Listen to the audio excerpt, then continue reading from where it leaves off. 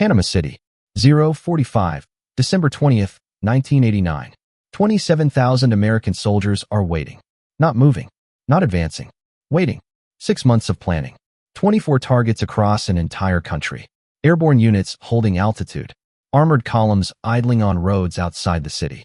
Hundreds of millions of dollars in equipment, logistics, and firepower suspended, mid-breath, over a single island of darkness in Central America.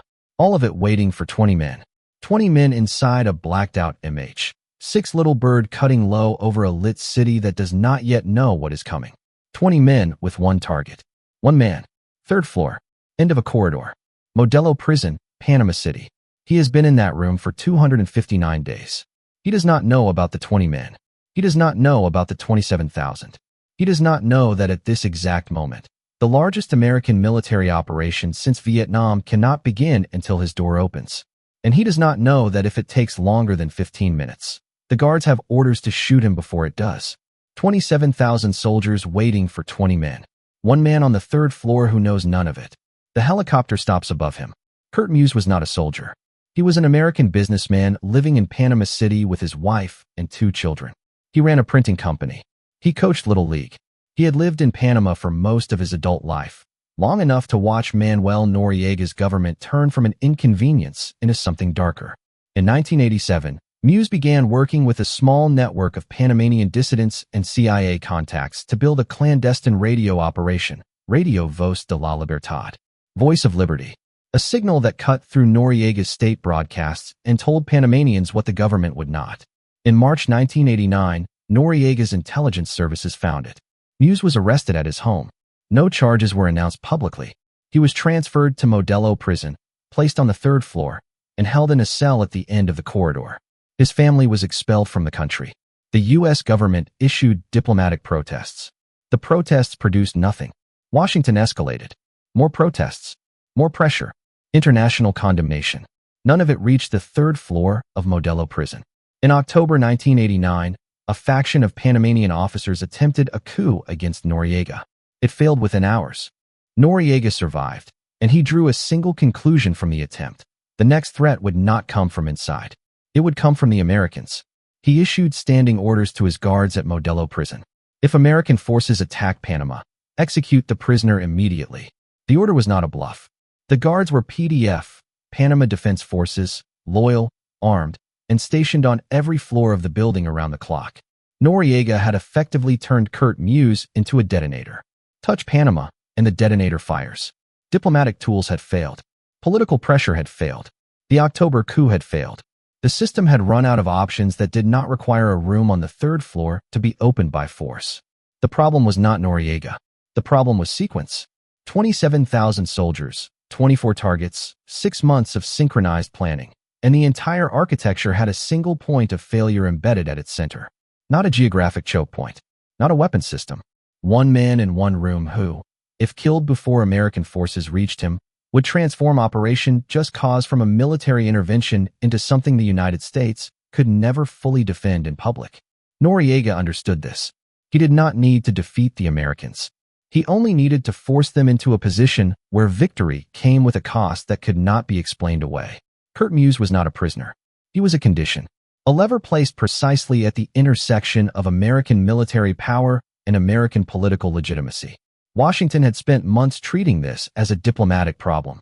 It was not. It was a sequencing problem. And sequencing problems are not solved through pressure or protest. They are solved through precision and timing. The assumption that had failed, repeatedly, quietly, without anyone naming it directly, was that scale produced control. That 27,000 soldiers represented 27,000 units of leverage. That enough force, applied broadly enough, would resolve every subordinate problem, including this one. It did not. Could not. Because the moment Just Cause began, the moment the first bomb fell on Panama City, the sequence locked. The guards at Modelo Prison would hear it. They had their orders. The window would close in seconds. Scale had created the problem it was supposed to solve. The larger the operation, the more visible it became. The more visible it became, the faster Noriega's trigger would move. 27,000 soldiers were not an asset in this equation. They were a liability until the 3rd floor was clear. JSOC understood what the broader military planning structure had not yet formalized. that certain operations are not components of a larger campaign. They are preconditions for it. Remove them, and the campaign cannot begin. Fail them, and the campaign loses its justification before the first shot is fired. The mission was not to rescue Kurt Muse alongside the invasion. The mission was to rescue Kurt Muse so the invasion could exist at all. That distinction, small in language, enormous in consequence, is what Delta Force was being asked to execute in 15 minutes or less. Delta Force was not built for large battlefields. It was built for problems that large battlefields cannot solve. When Colonel Charlie Beckwith founded 1st SFODD in 1977, he modeled it on a specific philosophy borrowed from his time embedded with the British SAS. The idea that a small, highly selective unit operating with near-total autonomy could accomplish what conventional forces could not approach. Not because they were stronger, because they were different in kind, not just degree. Where conventional military doctrine moved from the top down, mass, maneuver, fire superiority, Delta operated from the problem backward. Define the exact outcome required. Identify the precise point of intervention. Build toward that point with a level of preparation that borders on obsession. For Acid Gambit, that preparation began 6 months before December 20th. A full-scale replica of Modelo Prison's 3rd floor was constructed at a classified training facility. Not an approximation. A reconstruction, dimensions verified, door placements confirmed, corridor length matched to within centimeters. Delta operators ran the breach hundreds of times. Not to build confidence. To eliminate variables. The pilot assigned to the MH-6 Little Bird, call sign from the 160th Special Operations Aviation Regiment, the unit that exists solely to put Special Operations Forces exactly where they need to be at exactly the right moment, flew over Modelo Prison 40 times across 6 months. Always during daylight. Always under civilian cover. Mapping rotor clearance. Measuring the 11-meter gap between the rooftop obstacles. Calculating the approach angle that would allow him to hold position above the 3rd floor long enough for operators to descend. This is the doctrine that conventional planning cannot replicate and rarely understands. That preparation is not a phase that precedes the mission. Preparation is the mission. The 40 surveillance flights, the 148 rehearsals, the floor-by-floor knowledge of a building that Delta operators had never physically entered. That accumulated precision was the real operation. December 20th was simply the moment it was applied. The conventional military thinks in force ratios. Delta thinks in margins. Not how many soldiers do we have? How many seconds do we need? How many variables have we already eliminated before boots touch the roof? 27,000 soldiers represented overwhelming force. 20 operators represented a closed margin of error. Those are not the same thing. They were never the same thing.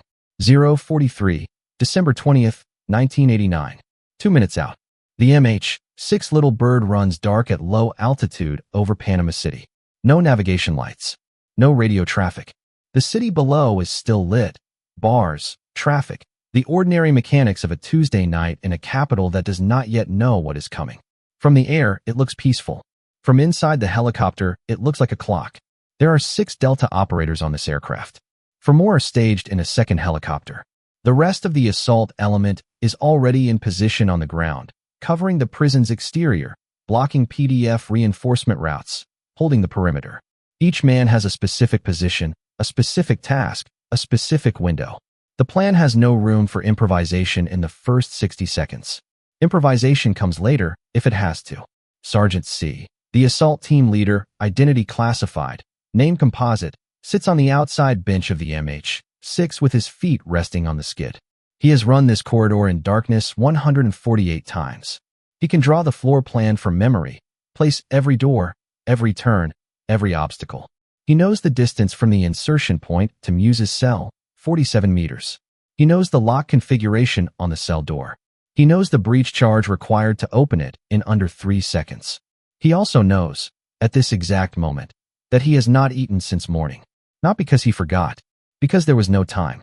And for reasons he could not explain later, that detail, the specific physical reality of an empty stomach over a lit city, made everything sharper.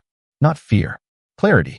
The kind that arrives when abstraction runs out and only the next 47 meters remain. The rooftop comes up fast. 045. The pilot holds the MH-6 in a hover 3 feet above the 3rd floor roof. Not landed. Hovering. The 11-meter gap between the rooftop obstacles is exactly what 40 surveillance flights mapped it to be. The rotor wash is contained. The aircraft holds position with a stillness that costs the pilot everything he has. Delta moves before the helicopter fully settles. The first two operators are off the skids and onto the roof in under 4 seconds. They move immediately toward the rooftop access door. It is unlocked, as intelligence indicated, and breach the stairwell without pausing. No explosives. No delay. The door opens. They are inside. The rest of the team follows.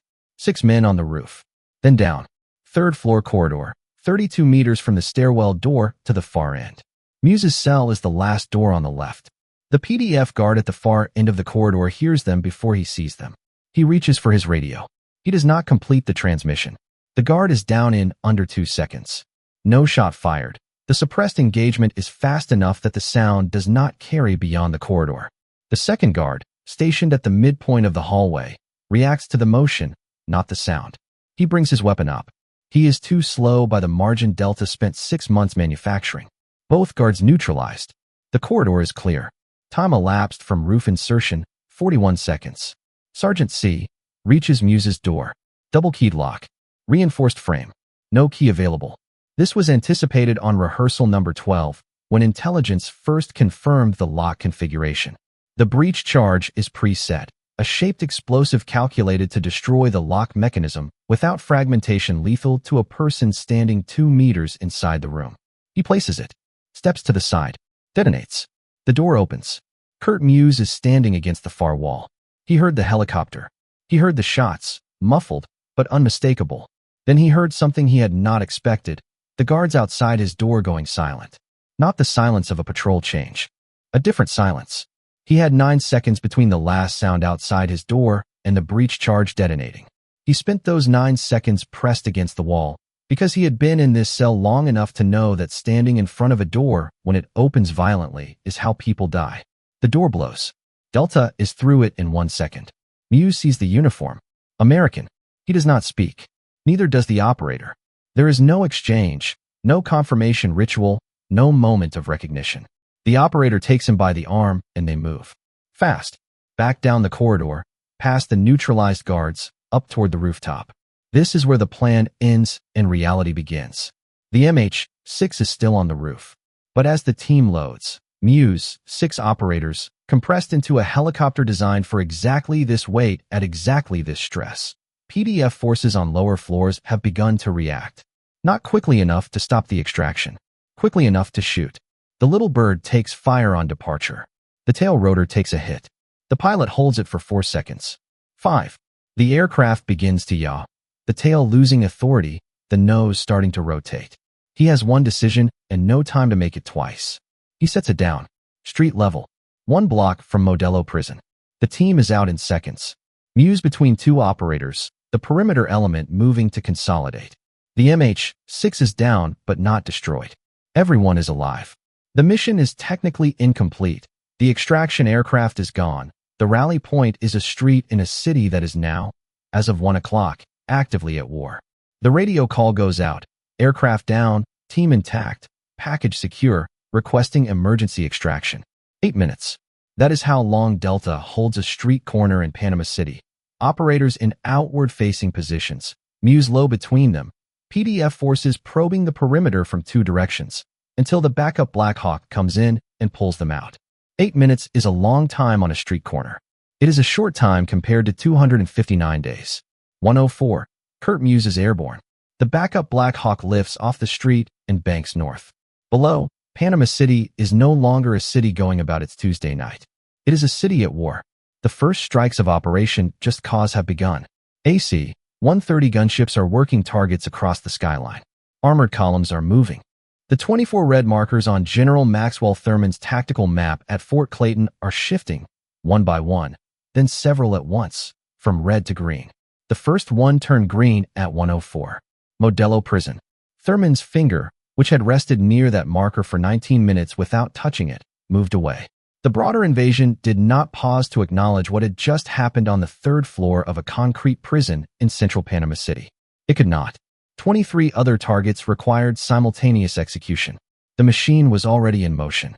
By 1:30, Muse was at a U.S. military medical facility, dehydrated, significantly underweight after 259 days in a cell, but alive, coherent, and uninjured by the rescue itself. The breach charge had performed exactly as calculated. The margin of error delta had spent 6 months closing held to within 11 seconds of tolerance. The gap between the last guard going silent and Muse pressing himself against the wall. 3 Delta operators sustained wounds during the street-level hold. None fatal. The MH-6 Little Bird was a total loss. The mission was a complete success. Those 2 facts existed simultaneously, without contradiction, because Delta Force had long understood something the after-action report would later formalize in a single line. Mission success does not require the preservation of equipment. It requires the preservation of the objective. The JSOC after-action report filed in early 1990 introduced a term that had not existed in American military doctrine before that night. Enabling operation. A mission whose primary purpose is not to destroy, capture, or hold, but to create the conditions under which a larger operation can begin with legitimacy intact. Not a supporting action, not a preliminary strike, a precondition, a specific category of mission that must succeed before anything else can start, because failure does not delay the larger operation, it hollows it out. That definition changed how American Special Operations Forces were planned, requested, and deployed for the next 3 decades. Before Acid Gambit, the default assumption in large-scale military planning was that special operations existed to augment conventional force.